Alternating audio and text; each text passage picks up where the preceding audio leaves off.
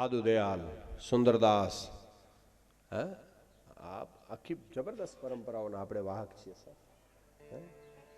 સુંદરદાસ તમે સાંભળ્યું હશે કે દાદુ દયાલના શિષ્ય હતા અને પોતે વજીર હતા. વજીરને પાવર તો હોય ને ભાઈ. એમાં પહેલી વખત જ્યારે દાદુ દયાલને ગુરુ બનાવવા માટે જાય છે ને, ઘોડા પર બેસીને સુંદરદાસ જંગલમાં ઝૂંપડીમાં, અને આમ ઘોડો નીકળ્યો ને, રસ્તામાં જંગલમાં માર્ગ ભૂલાઈ ગયો અને પોતે ઘોડા ઉપર. એમાં આગળ કોઈ વિચાર્યું કોઈ માણસ મળે ને તો પૂછું. એમાં આગળ હાલ્યા જાય છે. એમાં એક નાનકડી કેડી, એમાં એક માણસ રસ્તો સાફ કરતો હતો, વાટ. નીચે ધોતિયું પહેર્યું હતું ને માથા ઉપર કાંઈ ઓઢેલું નહીં. એમને મને આમ માથું નીચું અને હાથથી કાંટા કાંકરા, કોઈને લાગે નહીં. એ પોતાની મસ્તીમાં એમાં આવીને આણે કીધું સુંદરદાસે, એ દાદુ દયાલ કહાં મિલેગા ભાઈ, દાદુ દયાલ કહાં મિલેગા. એટલે આણે ધ્યાન ના આપ્યું. એ તો એ સાંભળ્યું નહીં, પોતાની મસ્તીમાં. એમાં આ સુંદરદાસ વજીર પાવર હોય ને, કીધું, એ મૂર્ખ, मैं तुम्हें पूछ रहा हूं दादू दयाल कहां मिलेगा. જવાબ ના આપ્યો. આને એવો ક્રોધ આવ્યો કે ક્યારનો કહું છું દાદુ દયાલ ક્યાં મળે છે. લો વાટ સાફ કરતો હતો ને માણસ પાસે આવી અને હાથમાં કોયડો હતો, ચાબુક. આહા, એ ત્રીજી વાર જ્યારે જવાબ ના આપ્યો ને એટલે કોયડો માર્યો વહામાં. ભાઈ કે તું ક્યારનો બોલતો નથી, તને પૂછું છું. પણ કેવો કોયડો ખબર, ચામડી ઉખેડી નાખે એવો છે. અને ચાબુકનો ઘા કરીને ઘોડાને આગળ જવા દીધો. આહા, થોડેક દૂર ગયો ને ત્યાં 30-40 માણસો ઉભા હતા. ત્યાં જઈને સુંદરદાસે પૂછ્યું ઘોડા ઉપર કે ભાઈ દાદુ દયાલ કહાં મિલેગા. તો કોઈકે કીધું કે તમે આ રસ્તેથી આવ્યા તો કે આગળ એક માણસ કાંટા કાંકરા હાથથી સાફ કરતો હતો, કોઈ વટે માર્ગુને લાગે નહીં. આહા, એ માણસ તમને? તો કે હા, એને તો ચાબુક માર્યો હતો ને. માણસો કે ઈ તો દાદુ દયાલ હતા. હે, ઈ દાદુ દયાલ? અને ભાઈ ત્યાંથી ગડગડતી દોટ મૂક્યો સુંદરદાસે. પગમાં જેમ લાકડી પડે એમ દાદુના પગમાં, આંખમાં આંસુ, અને એટલું કીધું, ગુરુજી મને માફ કરી દો, मैंने आपको पहचाना नहीं. દાદુ દયાલે શું કીધું ખબર કે સુંદર, તારું નામ તો સુંદર છે, પણ આંખમાં આંસુ જોયા ને એટલે કીધું આજ તું સચમુચ સુંદર હો ગયા. આજે તું સાચે સુંદર થઈ ગયો. પણ ઓલો ચાબુક માર્યો ને એ ભૂલાતું નથી. એટલે કીધું ગુરુજી આમ અંદરથી ખટકે છે, કારણ કે આવા મહાપુરુષ જેને ગુરુ બનાવવા માટે આવ્યો હતો, આટલી જેના ઉપર શ્રદ્ધા.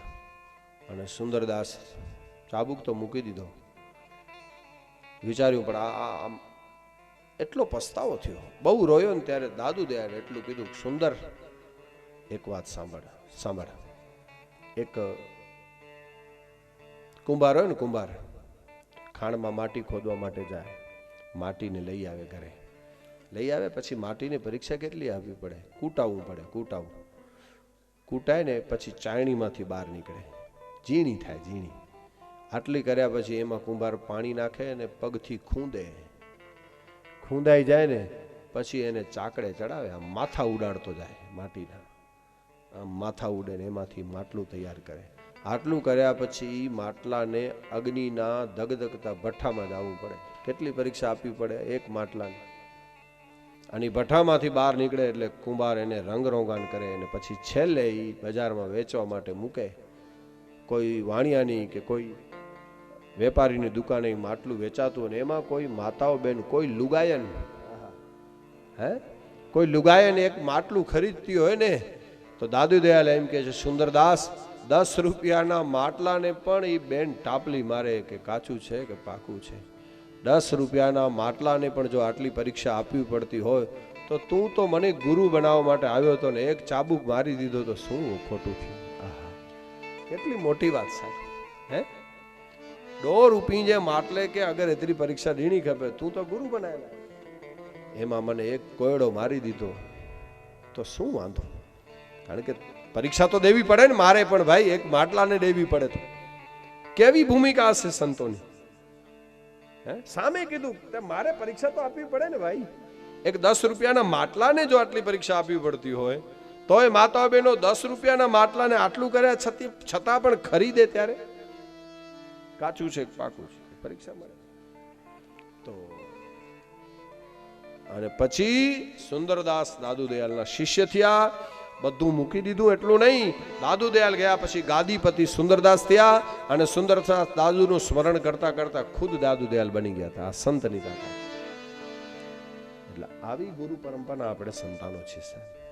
બાણ સાહેબ એ છેટ સુધી પછી હરિસાહેબ સુધી ચાલ્યા આવો તમે, આખી પરંપરા. મૃદુ મંગલમય સંત સમા. તો આપણે વાત એ કરતા હતા કે ન સમજી બે પ્રકારની હોય. દુર્યોધનની ના સમજી હતી, ભગવાન સમજાવવા માટે ગયા, ન માન્યો.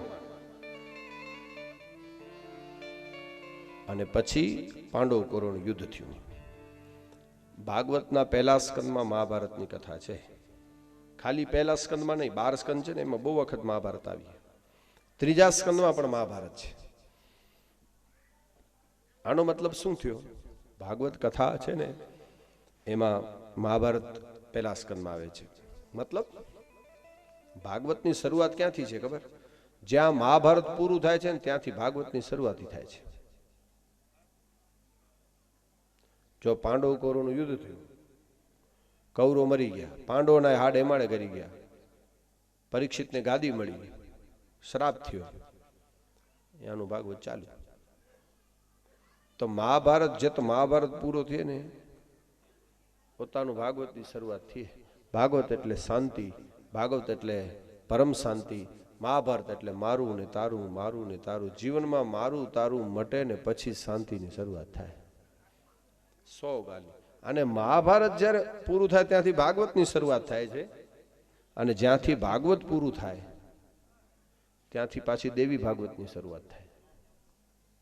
દેવી ભાગવત ગ્રંથે ભાગવત પૂરું થાય છે, એના પછી જન્મેજય ને વેદવ્યાસનો સંવાદ છે. કારણ કે તક્ષકને મારવા માટે જન્મેજય યજ્ઞ કરેલો અને જરાતકારુ એનો દીકરો આસ્તિક મુનિ આવે છે અને આને અટકાવે છે યજ્ઞ કરતા જન્મેજયને. અને વેદવ્યાસ આખું દેવી ભાગવત પરીક્ષિતને પણ એના પિતાને નહીં, એના પિતૃઓને પણ પરમગતિની પ્રાપ્તિ થઈ. દેવી ભાગવત ગ્રંથ પણ ખૂબ મહાન છે. અમે તો ભગત બાબુ સ્વરાજ ભગત બાબુ પાસે પણ દેવી ભાગવતો કરી. હમણાં અમારી કુઠારા પણ હતી. તો આ બધા ગ્રંથો છે. કોઈક આમ રસ્તો, પણ અંતે મંજિલ બધાની એક જ હોય. રસ્તા અલગ હોઈ શકે છે પણ મંજિલ એક. અને પછી દુર્યોધનને રાજી કરવા માટે છેલ્લે અશ્વત્થામા દ્રોણાચાર્યનો દીકરો આવે છે. દુર્યોધનને કીધું, જો કર્ણ મરી ગયો, ભીષ્મ ગયા, મને સેનાપતિ બનાવ્યો તો તારી આ દશા ન થાય. ખાલી તો હવે તો કઈ, હવે હજી એક દિવસ છે, મને સેનાપતિ પદ આપી દે. પણ સેના જ નથી બધી. તો કે વિકર્ણ અને ભૂરિશ્રવા 2 જણા બચ્યા છે, એ 2 આપી દે સેનાપતિ. અને દુર્યોધનને રાજી કરવા માટે દ્રોણાચાર્યનો દીકરો અશ્વત્થામા, વિચાર કરો કે સામી છાતીએ પાંડવોને નહીં પહોંચી શકે. અડધી રાત્રિએ પાંડવોની છાવણીમાં પાંડવો સૂતા હોય ને, નિંદરમાં એના માથા કાપી. દ્રોણાચાર્યનો દીકરો અશ્વત્થામા બ્રાહ્મણનો પુત્ર છે. કૌરવ પાંડવનો ગુરુ દ્રોણાચાર્ય. અશ્વત્થામા બ્રાહ્મણનો દીકરો છે, પણ ધંધા એકે સારા નથી, બધા ધંધા ખોટા. માણસ સદગુણથી સજ્જન બને ને ભાઈ, વર્ણથી મતલબ નથી, કુળથી મહત્વ નથી. કમળનું કુળ કાદવ છે સાહેબ, પણ છતાંય ભગવાનના માથા ઉપર ચડે છે. આપણે વર્ણની વાતો કરીએ પણ સહજ રીતે જો આપણે કહીએ એવા ઘણા દાખલા છે સાહેબ, જેમાં સદગુણથી સજન બને ને ભણ્યા તણો નહીં ભેદ, બ્રાહ્મણ છતાં રાક્ષસ કેવાણો વાંચતો ચારો વેદ. બ્રાહ્મણ છતાંય તો કુળની વાત જ નથી. અને એને એક વખત રાવણને રામે માર્યો, છતાં પણ એ રામની પ્રતિષ્ઠા કોણે કરાવી? બ્રાહ્મણો બેસાડ્યો ને. દર વર્ષે પણ કોઈ દિવસ કોઈ બ્રાહ્મણે એમ ન કીધું કે ભાઈ અમે બ્રાહ્મણ નહીં, બ્રાહ્મણત્વની વાત જ નથી. રામે દુરાચારી તત્વને માર્યો છે. એમ ન કીધું કોઈ દી બ્રાહ્મણોએ કોઈ દી કીધું વિરોધ કરીને ભાઈ રામ અમારા બ્રાહ્મણને માર્યો છે રામ. વાત છે સદગુણોની. સાહેબ, સદગુણથી સજન બને ને ભણ્યા. જીવનના દરેક પગથિયે આપણો વિચાર, આપણી વાણી અને આપણો વ્યવહાર એ આપણો કર્મ લખે. અને આપણે જ આપણા કર્મના વિધાતા છીએ. પાંજા વિચાર કરો અહીં, પાંજી વાણી કરો, એ જ જિંદગી છે. દરેક પગલે પાંજો ભાગ્ય લખે. સહજ રીતે કહીએ તો ટૂંકમાં કહેવાનો સૂર એ છે કે સદગુણથી સજન બને અને ભણ્યા તણો નહીં ભેદ, બ્રાહ્મણ છતાં રાક્ષસ કહેવાણો વાંચતો ચારેય વેદ. બ્રાહ્મણ છતાંય સહજ રીતે આવી અનેક ઘટનાઓ છે સાહેબ. પ્રબલ પ્રેમ કે પાલે પડકે પ્રભુ કો નિયમ બદલતે દેખા. નહીતર ખાંભા ગામની આયરાણી બનેલી ઘટના. અત્યારે બોલે છે ને એની આ વાત છે. સહજ રીતે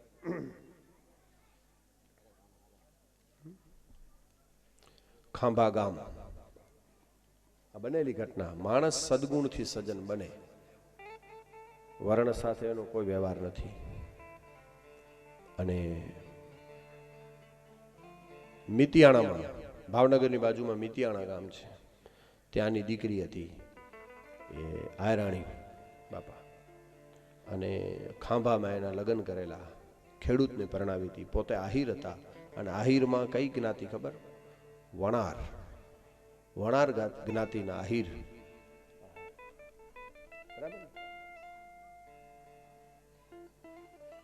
અને વણાર જ્ઞાતિની આયરાણી પણ સમય બલવાન હૈ નહીં પુરુષ બલવાન. ખાંભા ગામમાં એનું છોકરા થયા, નાના નાના છોકરા, ને એમાં દુષ્કાળ પડે સાહેબ. દુષ્કાળ અનાજનો પડે ને એને પુગાય. દુકાળ કદાચ પાણીનો પડે ને માં તો એને પુગાય, પણ દુકાળ માણસાઈ ના પડે ને એને કોઈ દી ન પુગાય. અને આયરાણી એના નાના નાના છોકરાઓને પાડોશમાં મૂકીને એમ કહે છે હું જરાક પીરે જઈ આવું. મારો ભાઈ રામભાઈ કરીને આહિર કંઈક મદદ કરે ને તો. નિયાણી બેન છે ને, હા, એને આપણે શું આપી શકીએ? માં પાડોશમાં છોકરાઓને મૂકી ગઈ. ખેડૂત માણસ પણ વરસ માઠા થયેલા. અને આવે છે ખાંભા ગામ. પેલાના માણસો પગપાળા આવતા. આમ ઓલી બાઈએ જોઈ લીધું, એની ભાભીએ, કે નણંદ આવે છે. એના પતિને કીધું તમારી બેન આવે છે અને માગશે. શરમા શરમીમાં ના નહીં પડાય, પણ તમે સંતાઈ જાઓ, હું કહી દઈશ બાર ગામ ગયા છે. આહા, બનેલી ઘટના છે. અને આમ બેને જોયું કે પાછળના ઓરડામાંથી એનો ભાઈ અંદરના રૂમમાં અંદર જાતો હતો. જોઈ લીધું બેને, ભાઈ તો ઘરે જ છે. સંતાઈ ગયું. અને આવીને મિતિયાણા બેન, ઓહ, નણંદે કીધું આવો આવો બેન આવો. ક્યાં ગયો મારો ભાઈ? તો કે ઈ તો બાર ગામ ગયા છે. આહા, એમ કીધું ને, બાર ગામ ગયા છે અને હવે ઈ મળે એમ નથી. 2-4 દિવસ, અઠવાડિયું નહીં આવે એમ કહી દીધું, એટલે રોકાય જ નહીં. ત્યારે એ બેનને કેવું થયું હશે સાહેબ. ભાઈને પોતે જોયો તો સંતાતા. એમ થયું ધરતી માતા માર્ગ આપે ને તો સમાઈ જાવ. હા, કીધું બેન બેસો ને. ઓલી ભાભીએ કીધું જમો ને, ખાઓ ને. ત્યારે એટલું કીધું કે હવે થોડુંક ઝેર આપો ને તો ખાઈ લઉં. છોકરાઓને નાનાને મૂકીને હું ઘરે આવી હતી. થોડી ઘણી મદદ ન કરી એનો વાંધો નહીં. અને ભાઈ મિતિયાણાના પાદરમાંથી આયરાણી બેન રડતા રડતા નીકળી. આંસુ નીકળતા હતા, શ્રાવણ ભાદરો. હવે વાત આવે છે વર્ણની વાત છે સાહેબ. ગામના પાદરમાં એક જોગડો હરિજન સાહેબ મહેશપંથી એ ખરો કાઢતો હતો, ખરો એની પત્ની ને છોકરોને. એટલે આમ બેન ને નીકળતી જોઈને છે, ઓહો આ તો આપણી બેન, ગામની દીકરી પરણાવી, પણ કેમ રોતી હશે? ભાઈ માણસ સદગુણથી સજન બને એટલું કીધું. બેન, એ બેન કેમ રોવે છે? આવો ને અહીંયા. પણ કેમ કેવું કે ભાઈ સંતાઈ ગયો તો ઘરે છોકરા મૂકીને આવી છું. તો કે બેન કાંઈ દુઃખ છે? તોય ના પાડે જ નહીં. બેસો ને બેન. છોકરાને કીધું કૂવો હતો બાજુમાં, ગાગરથી પાણી કાઢ્યું અને અલગથી બેન પીવો પાણી. આહા, કાંઈ દુઃખ છે? સમજી ગયો ભાઈ. હવે આ વણાર જ્ઞાતિની બાઈ અને આ વણકર હતો. આહા, હરિજન પણ સદગુણ છે ને ભાઈ. બેન રડે છે તો કે નહીં, આ માઠું વરસ હતું, જરાક આવી હતી પણ ભાઈ નહોતા ઘરે. અરે બેન એમાં રોવાનું શું હોય? છોકરાને કીધું, છોકરા ગાડું તૈયાર કર, હમણાં જા ખાંભા સુધી. એ વખતે વાંધો હતા નહીં, બળદ ગાડા, દૂધ મળ્યા 2 બળદ. છોકરાને કીધું તૈયાર કર અને 3 ગુણી ધાઈની નાખી દીધી ખરામાંથી, ગાડામાં ચડાવ. અને ત્યાં તો ઓલી હરિજનની જે પત્ની હતી ને, કીધું બેનને એમને થોડી રવાની કરાય, દીકરાઓ દૂધ શું પીશે? એટલે ગાડા પાછળ એક દૂધણી ગાય બાંધી દીધી. છોકરા જમીન છડે છે. બેન એમાં શું હોય?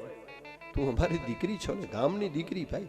એટલે આપણે કહીએ ને ગામનો તો કૂતરો મળે ને તો સાહેબ તમે જોજો વાલું લાગે. કામ દીધી મૂકી આવો. એ છોકરો મૂકવા ગયો ને, સાંજના આ બાઈ ધણી ધડિયાણી જોગડો વણકર અને એની પત્ની વાતું કરતા હતા કે છોકરો હજી ના આવ્યો, હજી ના આવ્યો. સાંજ પડી ગઈ, મૂકવા ગયો છે બેનને, પાછો ના આવ્યો. આહા, ત્યારે ઓલી બાઈએ કીધું કે આપણે તમે દીકરીને આપણે તમે તો આપી તમારી બેનને 3 ગુણી ધાઈની, મેં ગાયે આપી દીધી, પણ તમારો છોકરો એટલો મોટો થયો અને જો બુદ્ધિશાળી હશે ને ખરેખર તમારો દીકરો હશે ને તો બેન ને સિઝનમાં બળદની જરૂર હશે. જો સાચો તારો દીકરો હશે તો બળદે આપી આવશે. આ પત્ની એના પતિને વાતું કરતા, આ એમ કે તો ગાંડી આવી મસ્કરી ન હોય. છોકરાને શું ખબર પડે બિચારાને? તો કે નહીં નહીં, કાં તો મારું દાવીનો મોટો થયો હોય, નહીતર તો ફેરો એમાં એમ. અરે પણ દીકરાને બેનને શું દેવું, થોડું ઘણું દાન આપવું, કંઈક દેવું, એ થોડી ખબર હોય? તો કે તો મારો દીકરો લીબાઈ કે લાજે, કાં તો તમારામાં કંઈક ખામી હોય. અને બેયની શરત કરી, બેયને વાદ હાલતો તો આખી રાત નીકળી ગઈ, છોકરો આવ્યો નથી ને બીજા દિવસે આમ નેજા માંડીને બેઠા, આવ્યો કે આવે. અને ત્યાં તો છોકરો ગામના પાદરમાંથી હાલ્યો હોય પણ રસો ફેરાઈ દો છે સાહેબ. સાટે સોધે મેં રોગો રસો નડી નીમ ભાઈ. હે શું કહેવાય? સાટો સોદા થાય ને બળદ કહેવાય, તો એમાં રસો એ નડી, છોકરો રસો રચાઈ દે. અને ઓલો હરિજન ભાઈ જોગડા વણકર એની પત્નીની કે જોઈ લે આ મારો દીકરો. અને આવીને કીધું સિઝનમાં ખેડૂતને બળદનું કેટલું મહત્વ હોય તો એની ખેડૂતને ખબર પડે. આવીને કીધું અરે દીકરા શું કરી આવ્યો? અને જોગડા વણકરના દીકરાએ કીધું કે પિતાજી તમે બેન સમજી અને 3 ગુણી ધાઈ આપી દીધું. મારી માએ નણંદને એક ગાય આપી દીધી અને હું ફૂઈને બળદ આપતો આવ્યો. હા, આ ઇતિહાસની ઘટના સાહેબ. પણ હવે મારે જે વાત કરવી છે એ હવે આવે છે સાહેબ. સમય નીકળ્યો અને પછી તો સાહેબ બધા સમય સરખા હોય છે. વરસાદ સારા થયા, આયરાણીના દીકરા મોટા થઈ ગયા, પોતે શ્રીમંત બની ગઈ અને એમાં એના સગા ભાઈનું મૃત્યુ થયું. આહા, સગો ભાઈ રામભાઈ. પછી જે મરસિયાઓ પણ ગવાણા છે સાહેબ.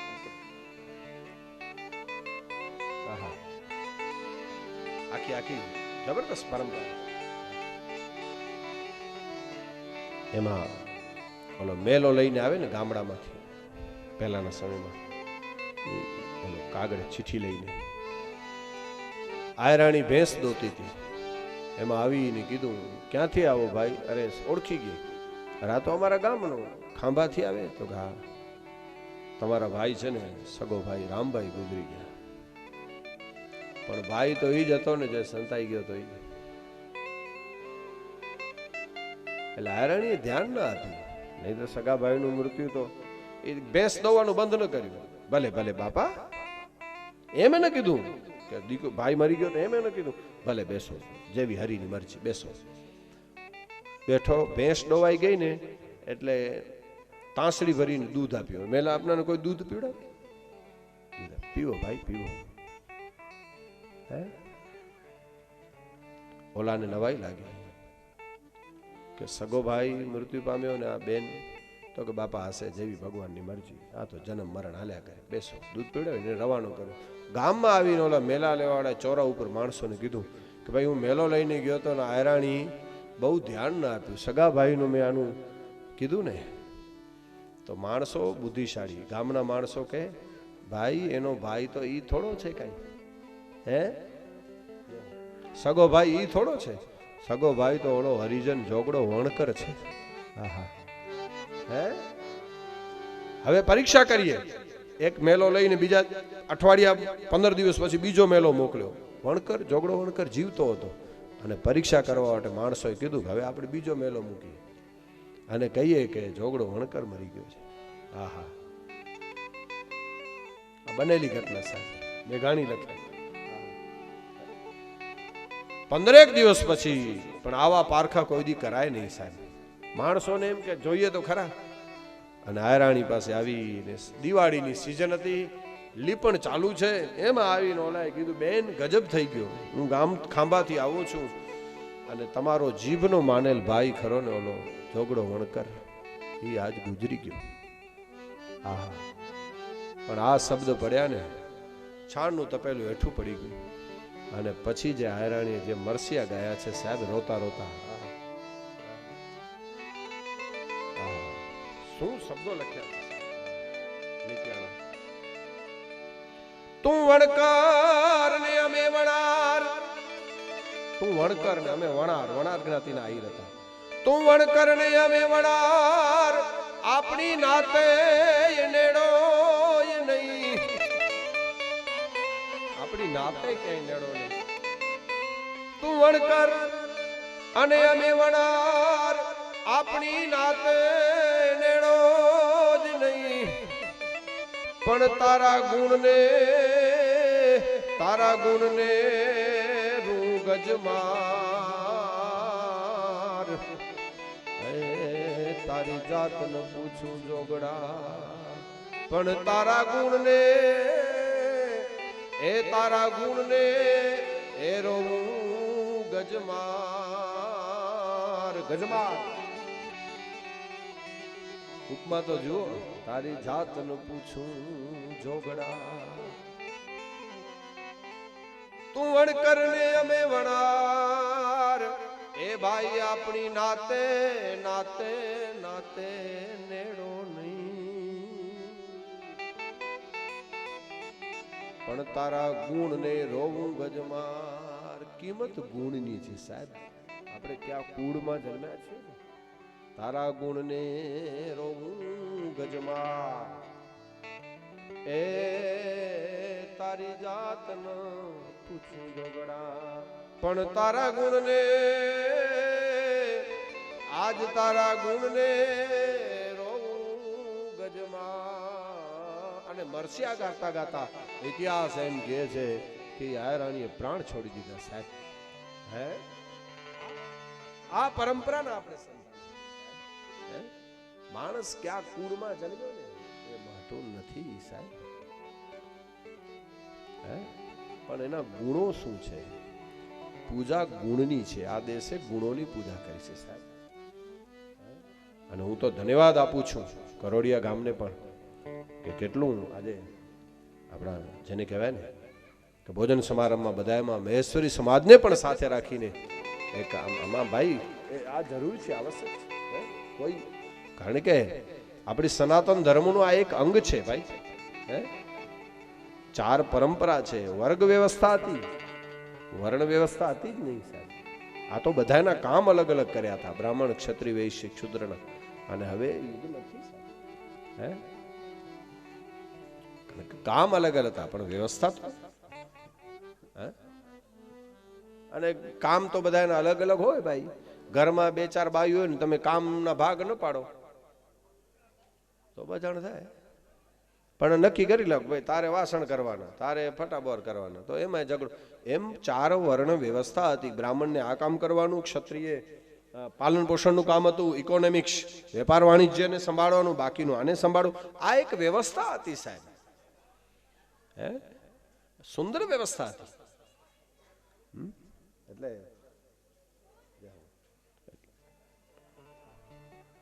અને રામચરિતમાનસમાં તમે જો ભારતીય પરંપરા, અત્યારે જે માઘ સ્નાન આવ્યા બરાબર છે, રામાયણમાં માઘ સ્નાનનો મહિમા, રામાયણની ઉત્પત્તિ માઘ સ્નાન પાસેથી થઈ છે બોલો.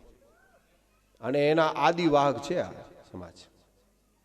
માઘ સ્નાનમાં કેટલો મહિમા છે. અમે તો એ પરંપરાઓ અમે તો ગયા હતા માઘ સ્નાનમાં, એમાં કઈ ઓલું પ્રશ્ન ન હોય. એમ કે કેવી રૂઢી પરંપરાઓ છે. એટલે ભાઈ સત્યમ વદ, આપણા ઉપનિષદોના મેન સૂત્રો એની પાસે છે.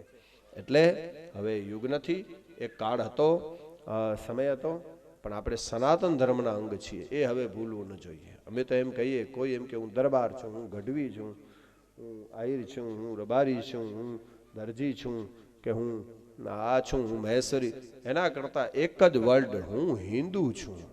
બસ 100 વાતની એક વાત, શબ્દ એક. આઈ proud every cell my body. શરીર આનું છે, હિન્દુનું છે, એનું મને ગૌરવ હોવું જોઈએ.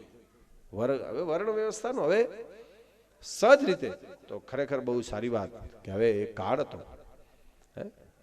તો કહેવાનું શું, અમે વચ્ચે જ્યારે લાઈજા હતું ત્યારે પણ આજ એક વાત કરી હતી. માઘ સ્નાન વખતે પણ આપણે ચારણ સમાજનું આયોજન હતું કે હવે આપણે આમાંથી, હા, જે નિયમો એ પ્રમાણે, પણ સનાતન ધર્મના બધા અંગ છે એને તમે ભૂલી ન શકો. કારણ કે સત્યમ વદ, પછી આપણે એમ કહીએ ધર્મમ ચર. આ જો ભાઈ ઉપનિષદ જો પહેલો સૂત્ર ધર્મમ ચર, અને એની જો મેન વાક્ય ધર્માચાર. ઉપનિષદ જો મેન સૂત્ર ધર્મમ ચર છે કે નહીં ભાઈ? ધર્માચાર. તારા ધર્મને તો કે ભાઈ કર્મને તું ઉજાર, જે કર્મ છે ને એ જ તને કામ આવશે. એટલે ઉપનિષદોના મેન સૂત્રો તો છે એની પાસે, સનાતન ધર્મના આદિ સૂત્રો. સત્યમ વદ, ધર્મમ ચર. ધર્મમ ચર એ શું છે? ધર્માચાર. ધર્મમ ચર, હા, ધર્માચાર કે બોલે.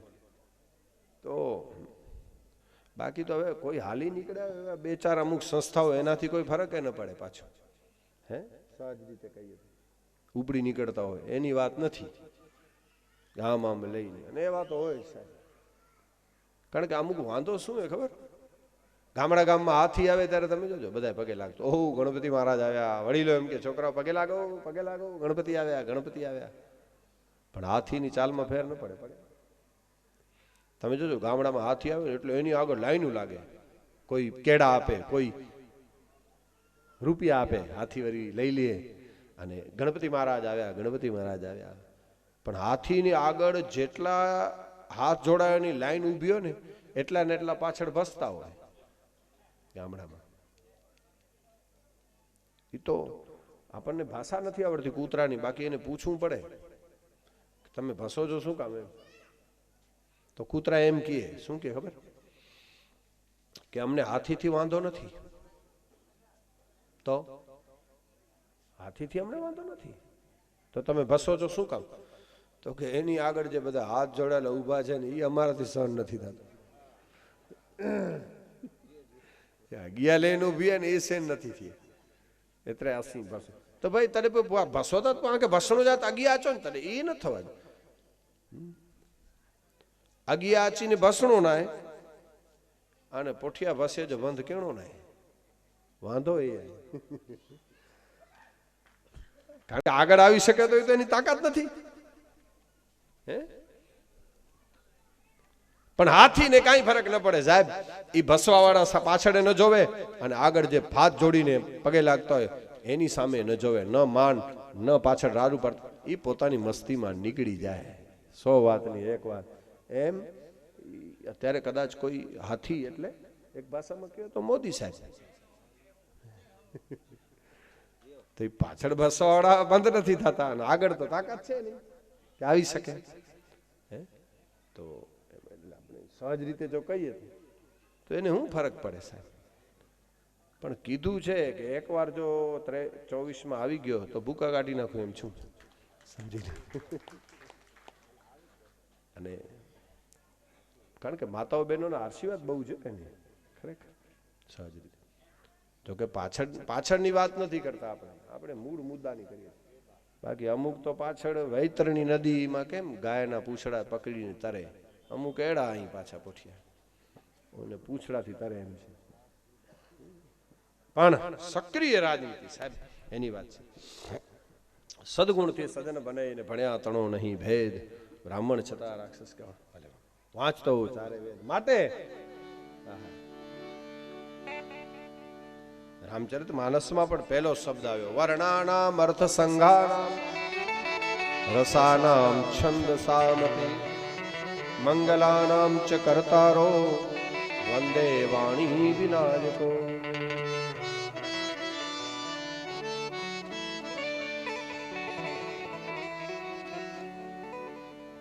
તો અશ્વત્થામા દ્રોણાચાર્યનો દીકરો દુર્યોધનને રાજી કરવા માટે જે જગ્યાએ પાંડવો સૂતા હતા ને એ રાતના જાય છે, પણ જાકો રાખે સાઈયા માર શકે ના કોઈ. ભગવાન એની જગ્યાએ દ્રૌપદીના 5 દીકરા સૂતા. રાતના અંધારામાં દ્રોણાચાર્યનો દીકરો અશ્વત્થામા આવે છે દુર્યોધનને રાજી કરવા માટે. દુર્યોધનને વરદાન હતું એક જ જગ્યાએ શોક ને એક જ જગ્યાએ હર્ષ થાય ત્યારે એનું મૃત્યુ.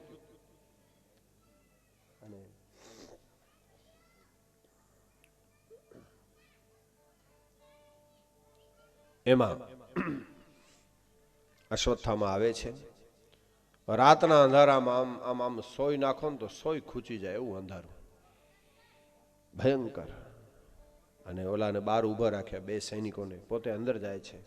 જે જગ્યાએ દ્રૌપદીના દીકરા સૂતા હતા અશ્વત્થામાને ખબર ન પડી કે આ દ્રૌપદીના દીકરા છે કે પાંડવ છે.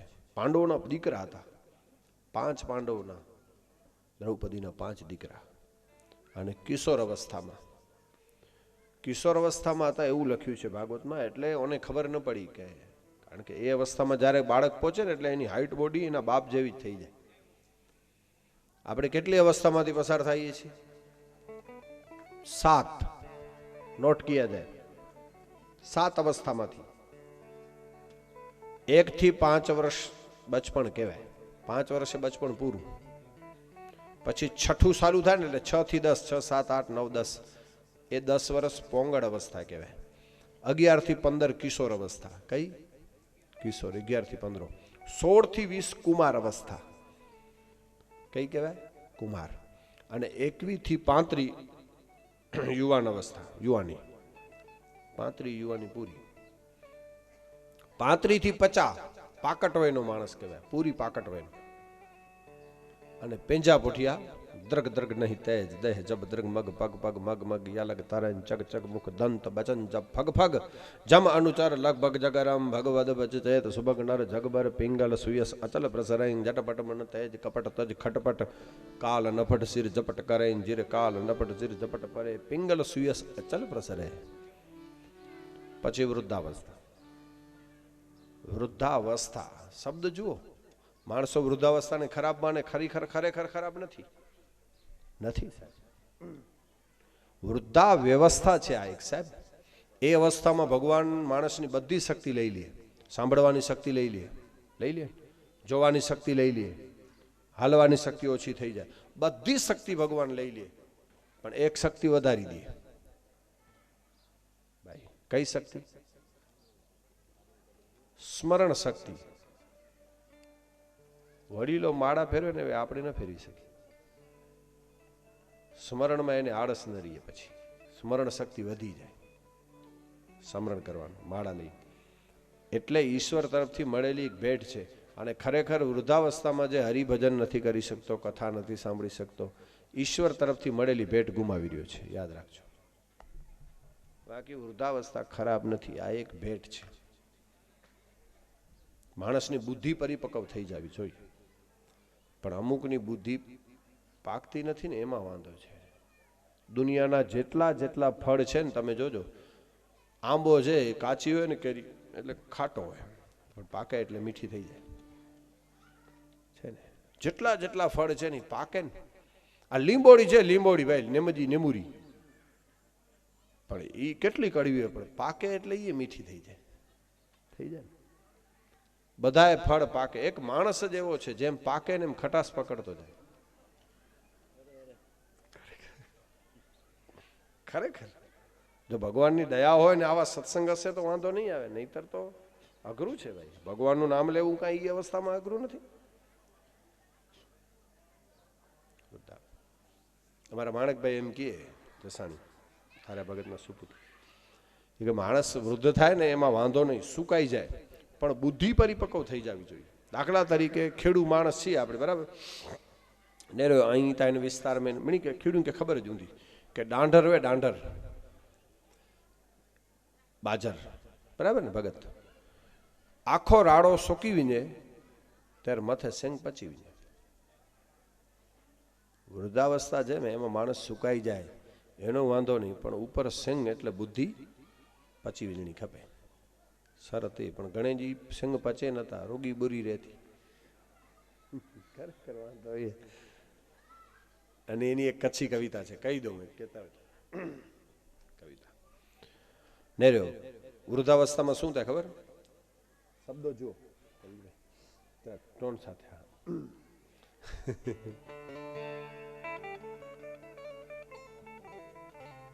જેબડી કે આડે એડો પેટ કે પોસાય ન પોસાય.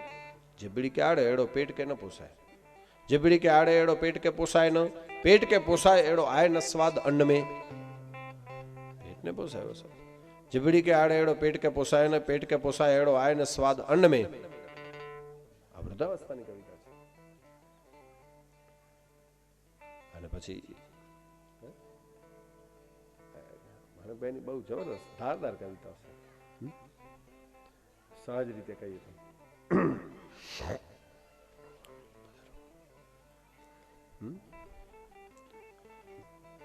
જો સહેતા આવડી જાય તો વાંધો ના આવે, બાકી તો અઘરું છે સાહેબ.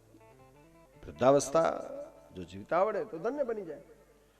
તો નાનકડી કવિતા વૃદ્ધાવસ્થાની ગઢપણની. જેબડી કે આડે એડો પેટ કે પોસાય ન, પેટ કે પોસાય એડો આય ન સ્વાદ અન્ન में. કારણ કે પછી તો એ સ્થિતિ ન રહીએ. જેબડી કે આડે એડો પેટ કે ન પોસાય. જેબડી કે આડે એડો પેટ કે પોસાય ને, પેટ કે પોસાય એડો આય ન સ્વાદ અન્ન में. અખી ડેસા જેવું છો કણી ન સોણાજે, વધે ખૂટી વલકાટ ને તેજ ઘટે તન में. જેબડી કે આડે એડો પેટ કે પોસાય ને, પેટ કે પોસાય એડો આય ન સ્વાદ અન્ન में. અખી ડેસા જેવું છો કણી ન સોણાજે, વધે ખૂટી વલકાટ તેજ ઘટે તન में. પેટ ધોડે પુઆ બ્યા ડેસી ભજે ડોસ લેનું, પણ વેઠે વેઠે મોઠો ગાડે મન રેજી મન में. પેટ ધોડે પુઆ છોરી માટે ને મેળાવે ને વચ્ચે ભજે આયો ડોપો છે, મેળાવ ફેટાઈ દે. પેટ ધોડે પુઆ બ્યા ડેસી ભજે ડોસ લેનું, પણ વેઠે વેઠે મોઠો ગાડે મનડેજી મન में. આખી કવિતા કે જેબડી કે આડે એડો પેટ કે પોસાય ને, પેટ કે પોસાય એડો આય ને સ્વાદ અન્ન में. આખી ડેસાજે ઉછો કને ને સોણાજે, વધે ખોટી વલખાટ તેજ ઘટે તન में. પેટ ધોડે પુઆ બે ડેસી બજે ડોસ લેનું, પોટ વેઠે વેઠે મોઠો ગાડે મનડેજી મન में. માણેક છે માણેકનો યાર મળે જુવાની में, મરી વીંધી મોજ થીંદી ઝાંખબ જીવન में.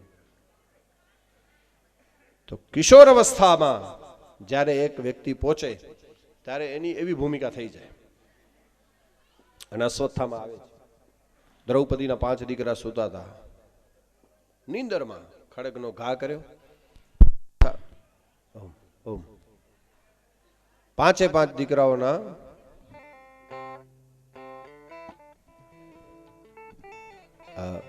માથા બસ ધડથી અલગ કરી જાય છે દુર્યોધન પાસે. દુર્યોધને કીધું, દુર્યોધન આલે આ 5 માથા. દુર્યોધનને હર્ષ થયો, આનંદ થયો, પણ બીજી ક્ષણે જોયું કે આ તો દ્રૌપદીના દીકરા છે, શોક થયો. હર્ષ ને શોક જે વરદાન હતું એ પ્રમાણે એનું મૃત્યુ નિર્માણ થયું.